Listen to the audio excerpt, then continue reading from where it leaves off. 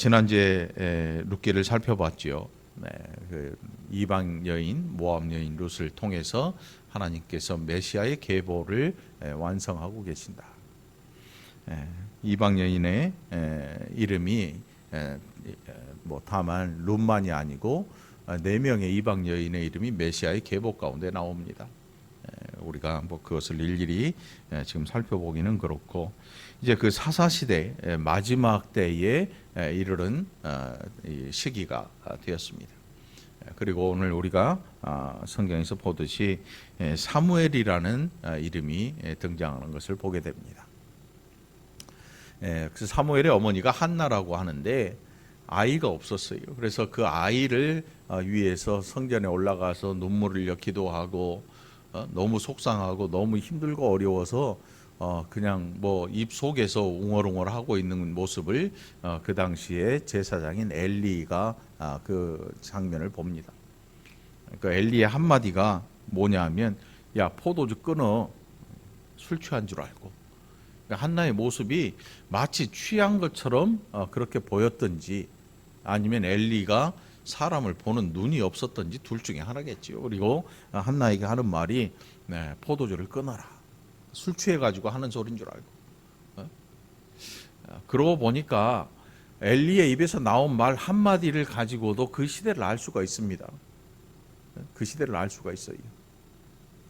언젠가 우리나라 그 국회에 음주, 술 먹고 와가지고 국회에 참석한 의원들이 가끔 등장하는데, 엘리의 말에 의해서 추론을 해보면 당시에 술을 먹고 성전 안에 들어온 사람들이 꽤 있었나 봐요. 그러니까 야, 포도주를 끊어라 이렇게 얘기하겠죠. 안 그러면 아주 그냥 호되게 호통을 치든지 했을 텐데, 그게 일상의 일이었던 것 같아요. 또 그것을 단편적으로 알 수 있는 게 뭐냐면, 엘리의 아들들이 성경이 불량자라 그래. 불량자. 그들이 어떤 일을 했냐면 이 제사를 드리러 이제 짐승을 가지고 하나님 앞에 드리려고 하면 엘리 아들들이 먼저 그것을 뺏어가요. 그러니까 제사 제물을 가지고 온 사람이 제발 그렇게 하지 마라. 끝나면 이거보다 갑절의 것을 내가 주겠다 하니까, 아니라 그러면 우리가 강제로 뺏겠다. 그리고 3살 고리, 이런 갈고리를 솥 속에 삶고 있는 솥 속에 넣어가지고 고기를 미리 건져가는 거예요. 그러니까 이 미리 하나님 앞에 드리기도 전에 제물을 취해가는 거죠. 엘리의 2 아들들도 제사장을 직을 행하는 그런 일을 하고 있었어요. 이 일로 말미암아 또 이뿐만이 아니고 회막에서 수종드는 여인들을 범해요. 그러니까 성추행하는 거죠. 성폭행하는 거고. 이 2 아들들 때문에 아마 엘리의 입에서 야, 술, 포도주 끊어라, 이런 말이 나왔을 수도 있겠지요. 그러니까 아무튼 엘리와 엘리의 2 아들들, 이 사회적으로 굉장히 큰 문제가 되었어요. 그런데 어느 누구도 거기에 대해서 말을 안 해요. 말을 안 해. 엘리도 불러다가 야, 그러지 마. 보기 안 좋아. 이 정도 하고 끝내요. 어마어마한 죽을 죄를 지었는데도 불구하고 엘리의 입에서 나온 말이 그 정도예요. 야, 그렇게 살지 마라. 그렇게 하지 마라. 이 정도로 끝내요. 결국 하나님께서 회초리를 드신 게 엘리 집안에 대한 저주가 선포됩니다. 그 저주를 엘리한테 직접 말씀하시는 게 아니고 사무엘을 통해서 엘리로 말미암아 듣게 하셔요. 그게 오늘 본문에 나오는 말씀이, 하나님께서 사무엘을 계속 부르셨습니다. 처음 부르니까 사무엘이 엘리가 부르는 줄 알고 엘리한테 갑니다. 2번째도 그래요. 그때서야 엘리가 야, 여호와께서 너를 부르시나 보다. 또 혹시 들리거든 여호와의 음성이니까 네, 제가 여기 있습니다 하고 그 말씀을 들어라. 이렇게 얘기를 해주죠. 엘리도 여태껏 들어보지 못한 하나님의 음성을 사무엘이 들어요. 그렇다고 이게 사무엘이 영적으로 어쩌고 저쩌고 그런 얘기가 아니고, 그 당시의 영적인 상황이 어떠했는지를 단적으로 보여주는 예예요. 그래서 이 3장 1절 보면 아이 사무엘이 엘리 앞에서 여호와를 섬길 때에는 여호와의 말씀이 희귀하여 이상이 흔히 보이지 않았더라. 당시에 제사장과 하나님께서 제사장에게 음성을 들려주시고 사사시대를 쭉 보면 사사들이 하나님과 또 교통하는 것을 볼 수가 있습니다. 그랬는데 엘리 시대에 점점 칠흑 같은 어둠처럼 하나님의 말씀이 들려지지도 않고 이상이라고 하는 하나님의 행하시는 모습들을 찾아볼 수 없는 그런 시대가 된 거지요. 그런데 하나님께서 사무엘을 통해서 이제 다시 말씀을 시작하는데 그 말씀이 뭐였냐면 엘리 집안에 대한 저주를 선포하신 것입니다. 그 아들들이 이렇게 악한 일을 행할 때에 엘리가 그것을 말리지도 않았다. 여러분 신앙생활 대충 하는 거하고 신앙생활 아예 안 하는 거 그보다 더 악한 일이 있습니다. 그게 뭐냐 하면 내가 안 하니까 너도 못하게 하는 거예요. 엘리 아들들의 범죄는요 다른 사람의 제사까지 회방한 일이었어요. 악 중에 악이 뭐냐면 하나님 앞에 나아가는 자들의 앞길을 방해하는 거예요. 그게 얼마나 악한 일인지 몰라요. 여러분들 행여라도 말 한마디가 여러분 다른 사람에게 신앙에 방해되는 그런 말이 될 것 같으면 입을 닫고 차라리 하나님 앞에서 일찍 회개하는 게 빠른 것입니다. 우리의 말은요 우리의 경험을 가지고 하는 이야기이기 때문에 때로는 아주 엉뚱한 길로 내달릴 수 있습니다. 엉뚱한 길로 내달려요. 이 지구 역사에 보면 그런 일들이 숱하게 많습니다. 숱하게 너무나 많아요. 너무나 많아요. 아니, 설마 내가 이렇게 생각하고 사는데 이단에 가 있는 사람도 있어요. 자기는 절대 이단이 아니래요. 나는 하나님의 음성을 듣고 여기 왔다라고. 아무리 봐도 이단이고 아무리 봐도 말도 안 되는 이야기인데 자기는 옳다는 거지요. 내가 여태껏 경험한 바로는 이게 100% 옳다는 거예요. 무섭잖아요. 무시무시한 거예요. 우리 자신 스스로를 날마다 말씀에 비춰보지 않으면 우리는 어느새 저 멀리 떠내려가 있어요. 이게 우리의 연약한 죄인들의 모습인 거죠. 여호와의 말씀이 없고 희귀하고 이상이 보이지 않는 그 시대에 사사시대를 평가한 단 한마디의 성경 구절이 있잖아요. 자기 소견에 옳은 대로 살았다. 자기 소견에 옳은 대로 살았다. 무슨 뜻이냐면 내가 살아본 경험에 의하면 이게 이런 거야.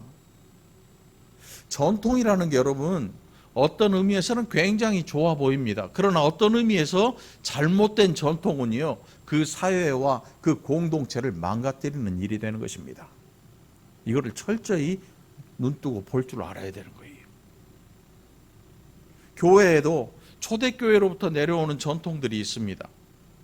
올바른 예배 형식이나 말씀이나. 그래 기독교의 역사를 살펴보면 말씀을 전하는 그 내용이 어떤 때는 아주 강력한, 그래서 하나님의 말씀이 현장에서 막 살아 움직이고 사람들에게 역사가 일어나는 그런 말씀이 막 나타날 때도 있었어요. 예수님의 십자가 죽으심과 부활과 승천 이후에 사도들의 말씀을 전하는 일에 현장에서 막 엄청난 역사가 일어나기도 합니다. 그런데 점점 이 말씀이 오더니 어떻게 변하냐면 이솝 우화처럼요, 이 말씀을 우화적으로 해석해 가지고 말도 안 되는, 빨간 건 다 피고 빨간 건 다 성령이고 물은 다 성령이고 이런 식으로 해석을 해 가지고 성경을 막 엉뚱한 길로 내몰고, 또 어떤 때는 철학이 성경하고 막 합쳐지더니 이게 성경인지 철학인지 잘 알 수도 없어요. 막 그런 방면으로 막 달려가요. 그러면 어떻게 되냐? 아무것도 없어요. 결국 사람의 이 경험과 뭐 이런 것을 바탕으로 점점 번지는 거예요. 나중에 가보면 성경이 아예 없어요. 성경이 없어. 우리가 때로 신앙생활 잘한다 라고 하는 분들이 굉장히 위험한 지경까지 이르는 것을 볼 수 있는데, 왜 그런가 하면 기도 엄청 해요. 봉사 엄청 해요. 뭐 다른 사람 잘 섬겨요. 중요한 건 말씀이 없어요. 말씀을 아예 누구 말만 듣냐면 목사 말만 들어요. 이거 엄청 위험한 겁니다, 여러분. 목회자가 엉뚱한 길로 빠지고 자기도 깨닫지 못하면요, 온 공동체가 죽음으로 내몰리는 거예요. 그냥 밖으로 엉뚱한 길로 내몰리는 거예요. 엉뚱한 길로. 그럼 막 많은 걸 찾고 그 큰 걸 찾기 시작하면 이상하다 생각을 해야 되는데 사람들은 그렇게 생각을 안 해요. 내가 살아온 경험에 의하면, 전통에 의하면 이게 좋더라라고 생각을 해버렸지. 오늘 본문 말씀에 그걸 기록하고 있어요. 엘리 시대 때 엘리의 두 아들뿐만이 아니었을 것 같아요. 제 생각에 엘리의 두 아들뿐만이 그렇게 살아온 게 아니고, 우리나라 그 말에 뭐보다 뭐에 관심 있다 그러지요. 제사장 일로 인해서 사람들에게 하나님의 은혜, 여호와의 은혜를 보여주는 것보다 사람들이 들고 오는 재물에 더 관심이 있는 거예요. 여기에서 문제가 있는 거죠. 아마 그 당시에 모든 제사장직을 행하는 사람들이 이 반차를 따라서 바뀌었는데, 행했던 사람들이 그렇게 살아왔으니까 이 두 아들들도 사회적으로 얼마나 망가져 있으면 그 두 아들들이 보기에 우리가 이 정도 해도 이 사회가 우리에게 끼칠 영향력은 없다고 생각을 한 것 같아요. 그러니까 그 무서운 죄를 짓고도 아무렇지도 않게 사는 거예요. 죄가 죄를 낳고 죄가 죄를 낳으니까 그 시대에 어지간한 죄, 이런 죄 정도는 너도 짓고 나도 지으니까 별 죄가 아니라고 생각을 합니다. 우리 사회가 점점 그렇게 변해가고 있습니다. 점점 그렇게 변해요. 어지간한 죄는 그게 뭐 죄라 그러니 이렇게 살아요. 사실은 죄인데 너도 나도 똑같은 죄를 짓고 사니까, 공동의 죄를 짓고 사니까 그게 죄가 안 된다, 뭐 이 정도 가지고 죄를 벌을 받냐라고 생각을 해버리는 거지. 거물로 생각하면 부실 공사를 했는데 어느 누구도 이게 위험하다는 말을 안 하는 거예요. 너도 나도 그렇게 짓고 있고 그렇게 살고 있으니까. 이게 엘리 시대와 사사 시대의 위험한 삶의 모습이었던 거예요. 그런데 이제 하나님께서 그 사사 시대를 끝내고 이제 은혜의 시대로 접어들려고 합니다. 그게 바로 그 시대에 등장한 인물이 누구냐 하면 사무엘이라는 사람이에요. 사무엘. 이 사무엘이 한나를 통해서 서원이 되고 나시린으로 하나님 앞에 드려집니다. 한나가 이 일을 정확히 행합니다. 정확히 행해요. 아예 아이를 낳아서 젖대기까지 집에서 기르다가 아예 성전에 데려다 놓고 엘리 제사장과 함께 성전에서 일하게 만들어요. 어떤 면에서 굉장히 잔인해 보이기도 하지만, 그러나 하나님께서 그 아이를 주신 그 일로 말미암아 한나가 하나님의 뜻을 알지요. 하나님의 뜻을 알아요. 이게 집에서 길려갖고는 안 돼. 왜? 사회적으로 너무나 은혜 없는 시대에, 암흑천지 시대. 그나마 하나님의 이름이라도 듣고 하나님의 뭐 하시는 일이라도 그런 걸 들으려면 성전밖에 없어요. 성전 안에서 자라는 수밖에 없죠. 그리고 그 사무엘에게 하나님의 은혜가 임하기 시작하는 것입니다. 사무엘이 뭘 잘해서 그런 것도 아니었습니다. 뭐 한나처럼, 그 시대에 한나처럼 하는 여인들이 없어요. 여인들이 없어. 누가 귀한 자식 낳아가지고 자식 없어 기도했는데 자식 주셨는데 그 자식을 다시 하나님 앞에 드리겠나이다 서원해놓고도 안 지키는 일들이 비일비재합니다. 약속해놓고 깨는 게 아무렇지도 않은 세상이. 그 약속 왜 깼느냐? 깨면 어때요? 내가 싫어서 깼는데 이러면 그만이야. 그런데 그 약속을 지키죠. 하나님께서 사무엘을 양육하십니다. 양육하시고 하나님의 음성을 들려주십니다. 그 음성의 첫 번째가 뭐였냐면, 너와 함께하는 엘리 제사장 가문의 저주의 저주. 여러분, 누군가에게 싫은 소리 한다는 게 이게 보통 스트레스 아니에요. 예? 신방할 때 제일 힘들고 어려운 일이 뭐냐면, 이 집에는 하나님이 주시는 귀한 말씀이 복된 말씀이 아닌데 신앙생활 잘해라 이런 말씀을 줘야 되는데 목사가 그걸 하기가 힘든 거야. 가서 축복의 말씀만 주고 와. 복이 임하기를 축원합니다. 뭐합니다 이런 말만 하고 노니까 받는 사람은 좋아하는데 막상 해주고 나오는 이 목회자의 마음은 무거울 수밖에 없는 거지. 그런 거 좋아하면 안 돼. 축복 하다가 안 돼. 그거보다는 하나님, 제가 오늘 거울 봤더니 이쪽이 좀 한규탱이가 이상합니다. 찾아낼 줄 알아야지. 그래서 우리가 이 신앙생활을 하면서 가져야 될 가장 중요한 게 뭐냐면, 어디 뭘 잘하고 이런 게 중요한 게 아니고, 가장 중요한 생각이 뭐냐면 하나님의 음성을 들을 수 있는 귀가 열려 있어야 돼요. 귀가 열려 있어야 돼요. 오늘 이 본문 말씀 보면 이 여호와께서 사무엘에게 이르시되 보라 내가 이스라엘 중에 한 일을 행하리니 그것을 듣는 자마다 두 귀가 울리리라 그랬어요. 이게 듣는다는 얘기가 아니고 영문 없이 귀가 쾅쾅쾅쾅 막 울리는 거예요. 그런 뜻이에요. 뭔 말인지 뭔 뜻인지 모르는 거야. 이것을 저 신약 시대로 옮겨가면 사울이 예수 믿는 사람을 잡아서 핍박하고 그리고 더 핍박하려고 다메섹으로 가는 길에 예수님의 음성이 들려지잖아요. 그 옆을 따르던 일행이 있었어요. 그런데 그 사람은 그 소리를 못 들어요. 사울이 예수님의 음성을 듣고 주여 누이십니까? 나는 네가 핍박하는 예수다 라고 말할 때 나는 당신을 핍박한 적이 없습니다 이렇게 얘기하잖아요. 대화가 오가잖아요. 그런데 그 옆에 있던 사람은 그 얘기를 못 들어요. 그 얘기를 못 들어요. 하나님의 음성이 사무엘을 통해서 온 이스라엘에 퍼지는데, 하나님께서 이스라엘에 직접 말씀하시는데 그것을 듣는 자마다 두 귀가 울린다. 왕. 아마 이 시대에 그런 일이 하나님께서 이 시대에 이 나라에 말씀하시는데 온 사람마다 막 두 귀가 울린다고 생각을 해봐요. 어떤 일이 일어나겠어요? 보청기 돈 벌겠지. 육신의 문제가 아니고 영적인 문제인 거예요. 육신의 문제가 아니야. 네? 귀가 이상해요.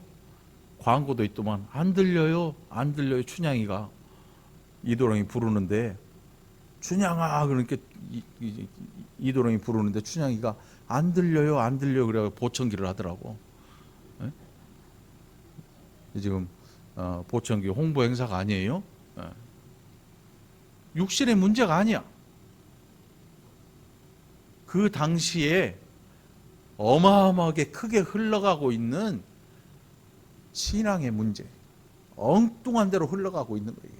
무시무시한 시커먼 막 온갖 쓰레기가 쓸려 내려가는데 사람들이 보고 아무렇지도 않아요. 여러분 인도에 가면 겐지스 강이 있어요. 겐지스 강 생명의 강이라고 그래요. 생명의 강. 그런데 사실은 그 강이 생명의 강이 아니고 죽음의 강이에요. 죽음의 강. 왜 죽음의 강이냐면 죽은 사람들을 화장해가지고 뿌려요. 뿌린 사람들이 들어가서 그 신성한 물이라 그래가지고 겐지스강 물로 목욕하고 양치하고 마시고 막 그래요. 근데 그 나라 사람들은 배탈도 안 나. 이미 미생물이 장에서 다 일체가 된 거야. 강물하고 사람 몸하고 일체가 돼가지고 배탈 안 나. 우리나라 사람이 가서 그 물 만져가지고 한 번만 쪽 빨아먹으면 큰일 나. 큰일 나. 그 시대가 그런 거지. 죽음의 강인데도 불구하고 그 모든 사람들이 그것을 생명의 강으로 여기고 그것을 먹고 마시고 하는 거지. 그걸로 씻으면 뭔가 좋은 일이 일어날 것이다. 절대 아니지요. 우리는 알고 있지요. 우리는 알고 있어요. 지옥으로 내치닫는 길이죠. 겐지스 강뿐이 아니에요. 어떤 분은 성지순례 가가지고 요단강 물을 떠다가 그걸로 세례를 하는 분도 있다 그러더라고요. 요단강 물이나 대동강 물이나 똑같아요. 하늘로 증발해서 돌고 도는 물이라 그 물인 거야. 요단강이 중요한 게 아니고, 이 시대를 가로지르는 이 강, 모든 사람들이 시커멓게 보이는데도 불구하고 너도 나도 괜찮아 하고 사는 거하고 똑같아. 그런데 우리는 그렇게 하면 안 돼요. 성경을 보고 하나님의 음성을 들을 줄 아는 두 귀를 가졌다면 우리는 이 시대에 대하여서 올바른 이야기를 할 수 있어야 돼요. 엘리가 사무엘에게 물어봅니다. 야, 하나님이 어제 뭐라고 말씀하더냐? 엘리 가문의 저주를 말씀하셨는데 사무엘이 그 이야기를 차마 엘리에게 할 수가 없겠지요. 그런데 이 엘리가 끝까지 물어봐요. 아니, 괜찮으니까 꼭 얘기해봐. 사무엘이 얘기를 해. 쭉 해요. 당신 가문의 죄악은 제물로도 속하지 못할 죄악입니다. 그래서 하나님께서 당신의 두 아들들, 당신의 가문, 모든 가문이 그 당신의 후손들이 저주 가운데 있을 거라고 말씀합니다. 엘리가 뭐라고 하냐면, 저 뒤에 보니까 내게 숨기지 말라, 내게 말씀하신 모든 것을 하나로 숨기면 하나님 내게 벌을 내리시고 또 내리시길 원하노라, 이렇게 이야기하고, 선하신 대로 18절 보니까 이는 여호와이시니 선하신 대로 하실 것이니라. 어떻게 보면 정말 대단히 믿음의 말 같잖아요. 엘리 자신도 여호와의 음성을 들어본 적이 없어요. 희귀하고 이상이 보이지 않던 그 시대에 아이 사무엘이 이렇게 얘기를 하는데 엘리가 선하신 여호와, 그는 여호와이시니 선하신 대로 하실 것이라. 이 말 무슨 뜻이냐면 그런 일이 있겠냐, 이런 뜻이에요.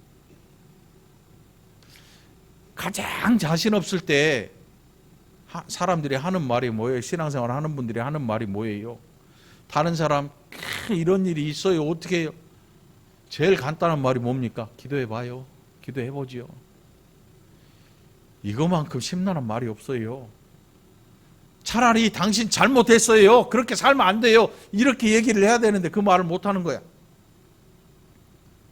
당신 그렇게 하나님 앞에 살면 이런 일보다 더 심한 일이 일어날 수 있어요 라고 얘기를 해야 되는데 그 말 못하고 뭐라고 하냐면 기도해 봐야죠.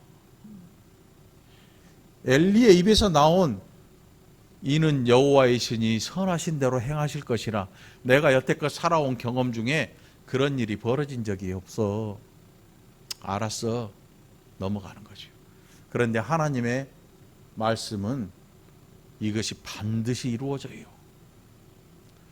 어떤 때는 하루 만에 이루어지기도 하고 어떤 때는 대를 이어서 이루어지기도 해요. 그게 이스라엘의 역사가 대를 이어서 계속 죄악 가운데 있는데 하나님의 열심이 그 가운데에서 메시아를 일으키시는 열심이 있었어요.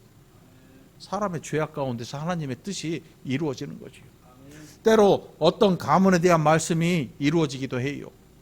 그게 엘리에 대한, 엘리 제사장의 가문에 대한 말씀이 이루어지는 거예요. 얼마나 불쌍해지냐면 제사장인데 다른 사람 집에 가가지고 나 떡 한 덩이 요거만 주면 내가 제사장 해줄게. 먹고 살려고. 목회자가 먹고 사는 것 때문에 목회를 해야 되는 거 정말 불쌍한 일이지요.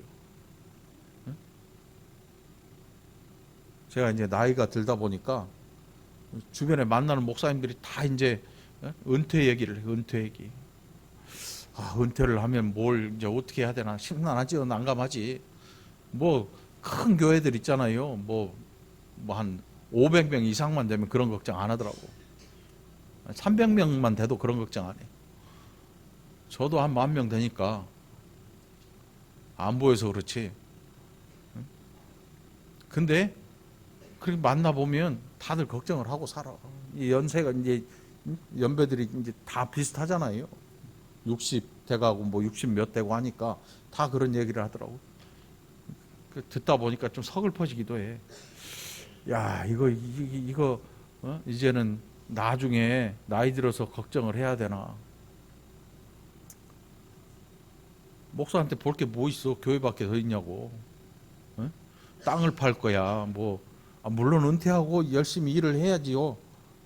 일을 해서 이제 생계를 꾸려 나갈 수도 있겠지. 그런데 이제 그런 나이대가 돌아오니까 그런 걱정에 빠져 있는 게 굉장히 서글프기도 해요. 서글프기도 해요. 저뿐이겠어요. 이 시대의 모든 나이 들어가는 모든 사람들의 걱정거리겠지요. 죽어라 하고 일을 했는데 나이 들어 보니까 지금 또다시 일을 하지 않으면 안 되는 상태가 또 돌아오는 거예요. 그래서 80, 90이 돼도 일을 하지 않으면 생계를 꾸려 나가기가 힘든 분들이 엄청 많잖아요. 우리나라뿐이 아니고 외국도 다 마찬가지예요. 그런데 더 불쌍한 게 목사죠. 제사장이고. 떡 한 덩이를 위해서 구걸하듯 이 직분을 행해야 되는 이 가문이 되고 말아요. 엘리 제사장의 가문이. 비단 목사겠어요?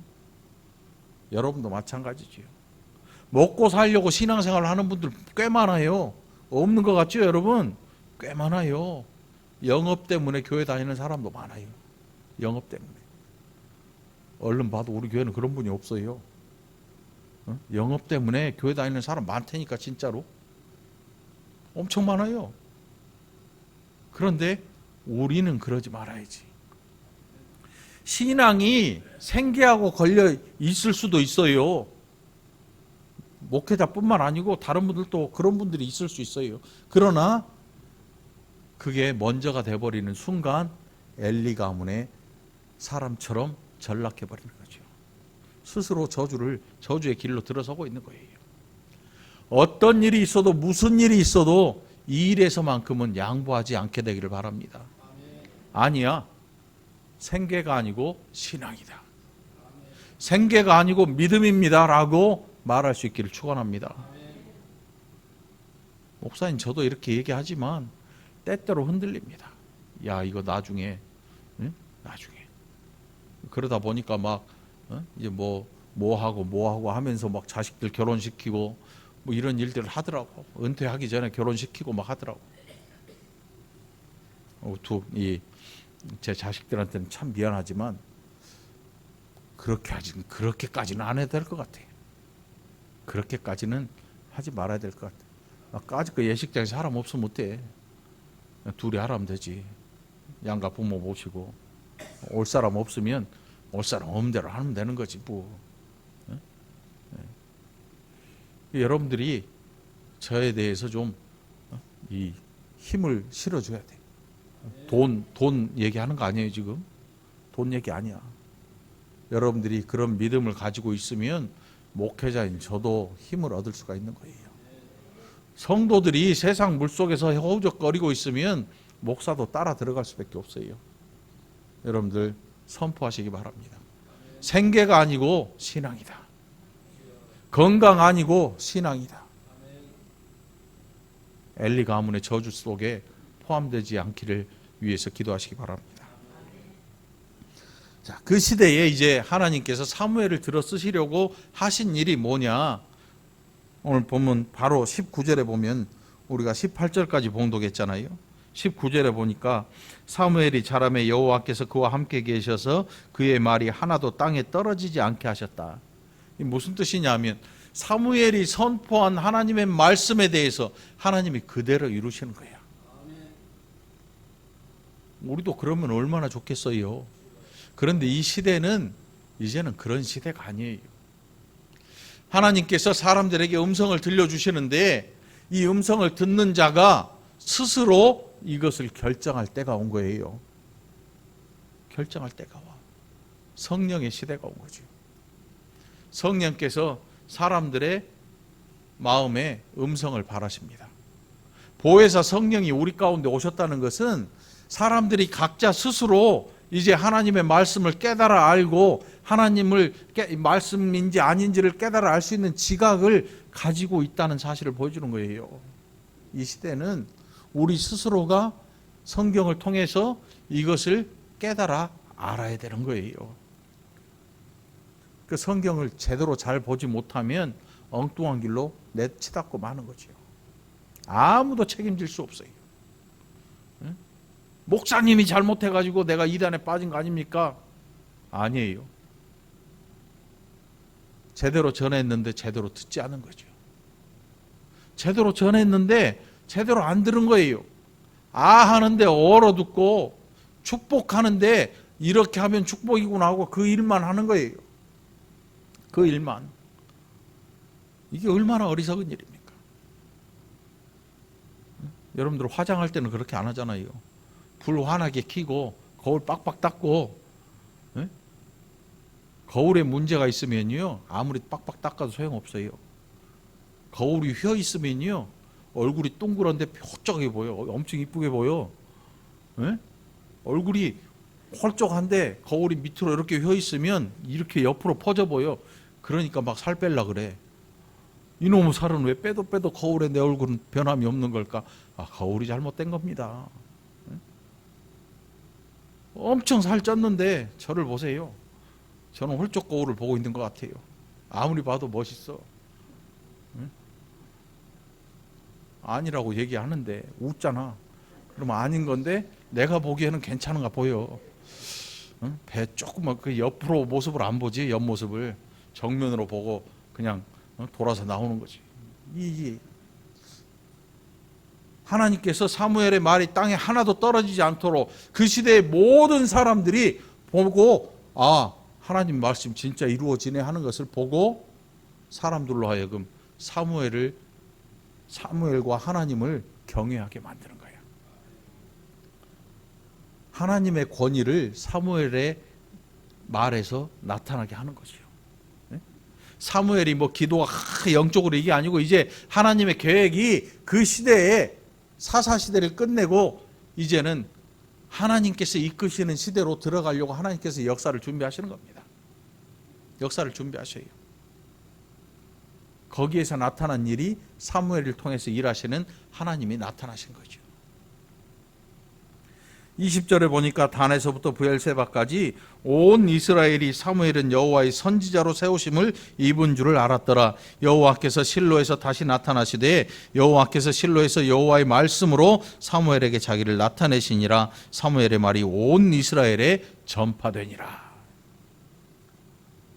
우리는 막 사무엘이 공부를 많이 하고 기도를 많이 하고 막 이러면 하나님께서 그를 통해 일하실 거라고 생각하잖아요.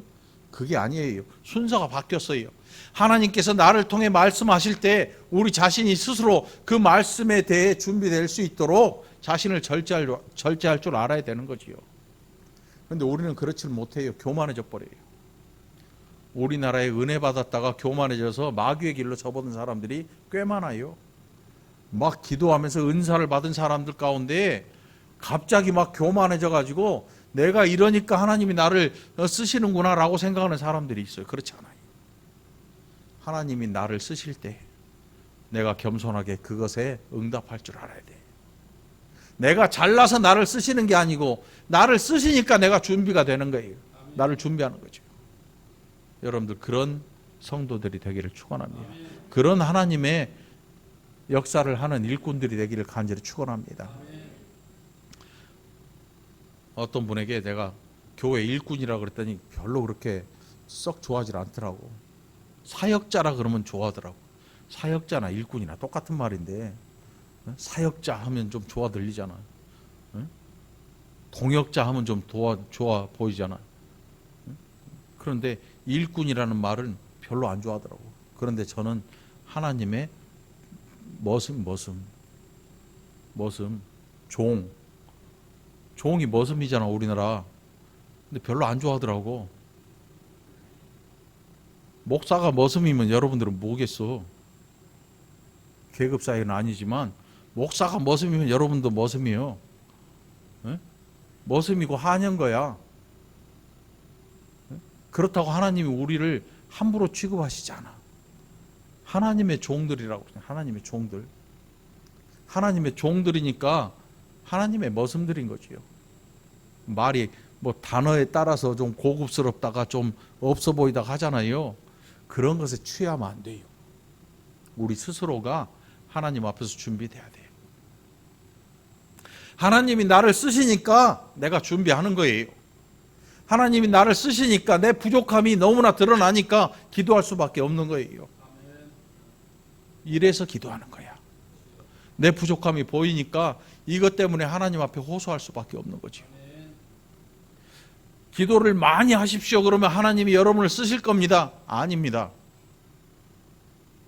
하나님이 나를 쓰실 때 내 부족함이 드러나 보입니다. 그리고 기도할 수밖에 없는 것입니다. 이렇게 응답하십시오. 하나님 앞에 이렇게 응답하십시오. 한 번 부를 때, 두 번 부를 때 못 들을 수도 있습니다. 왜요? 그 시대가 그렇기 때문에. 계속 부르실 수 있습니다. 그리고 언젠가 내가 그 음성이 하나님의 음성인 걸 알았을 때 무릎 꿇고 엎드릴 수 있어야 합니다. 아, 하나님 왜 이제 오셨어요? 내가 가진 거 많고요. 건강하잖아요. 뭐 이 정도면 내가 이제 단단하잖아요. 나 좀 써보시지 그래요. 안 씁니다. 안 써요. 죽으라고 하는데 억지로 하는 거죠. 그거 하나님 앞에 영광되지 못합니다. 하나님의 음성이 내게 들려졌을 때 겸손하게 납작 엎드릴 수 있어야 합니다. 하나님, 제가 이렇게 준비가 안 됐습니다. 이럼에도 불구하고 나를 불러주시니 감사합니다. 이게 우리의 응답이 돼야 되는 거죠.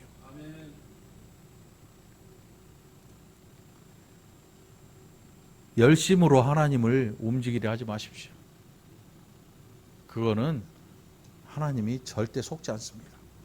하나님은 만홀히 여김을 받지 않습니다.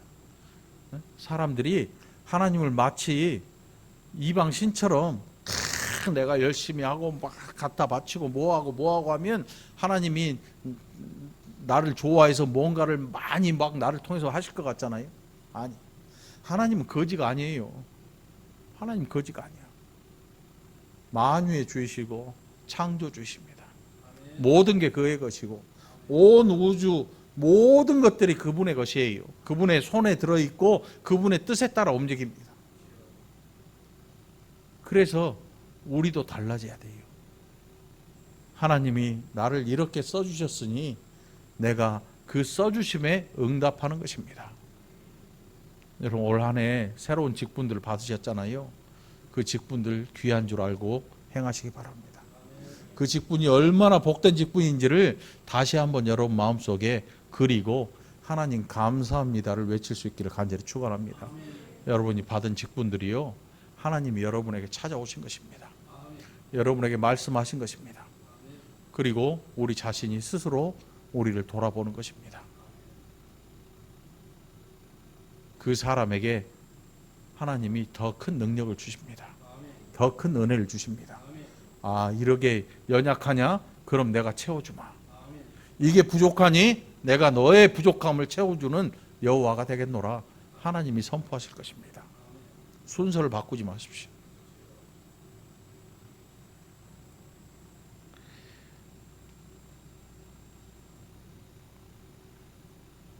우리가 하나님의 음성을 들으려고 하는 것은 막 뭐를 해서 듣는 게 아닙니다.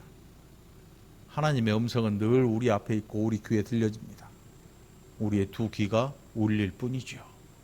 네, 이제는 바꿀 때가 된 거죠. 여호와의 말씀하옵소서 내가 여기 있나이다. 준비된 자에게 하나님께서 음성을 들려주실 것입니다. 이 한 주도 여러분들 준비하는 한 주가 되기를 간절히 축원합니다. 기도합시다. 하나님 아버지 감사합니다. 어리석고 무능하고 알지 못해서 하나님의 음성으로 우리의 두 귀만 올렸습니다. 이제 우리가 넙죽 엎드려서 여호와여 내가 여기 있나이다 말씀하옵소서 하는 겸손한 자들이 되고 그 음성을 들을 때 부족함을 준비하는 자들이 되게 하여 주옵소서. 부족한 것을 채우기 위해서 힘쓰는 자들이 되게 하여 주시옵소서. 이 시간도 성령으로 우리 모두를 깨워주시고 하나님의 말씀을 알아들을 수 있는 지각을 허락하여 주옵소서. 감사드리옵고 예수님 이름으로 간절히 기도합나이다. 아멘.